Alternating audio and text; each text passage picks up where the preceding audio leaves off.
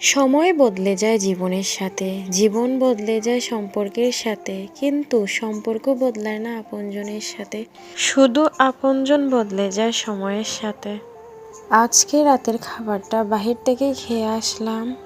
এখানকার খাবার অসম্ভব স্বাদ, বিশেষ করে চিকেন চাপ আর নান রুটি। আমার তো ভীষণ স্বাদ লেগেছিল, তাই আমি কয়েকবার গিয়ে একই রেস্টুরেন্টে খেয়ে এসেছি। গরম গরম নান, তারপর চিকেন, সাথে ছিল সালাদ আর হোয়াইট সস। ভীষণ স্বাদ, খুবই ইয়াম্মি ছিল। আপনি যাওয়ার পর অর্ডার দিবেন, তারপর তারা রেডি করে দেবে।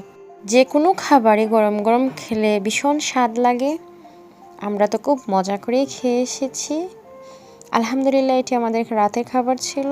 আমি সব সময় বলি সময় চলে যাবে, বাট স্মৃতিগুলো রয়ে যাবে।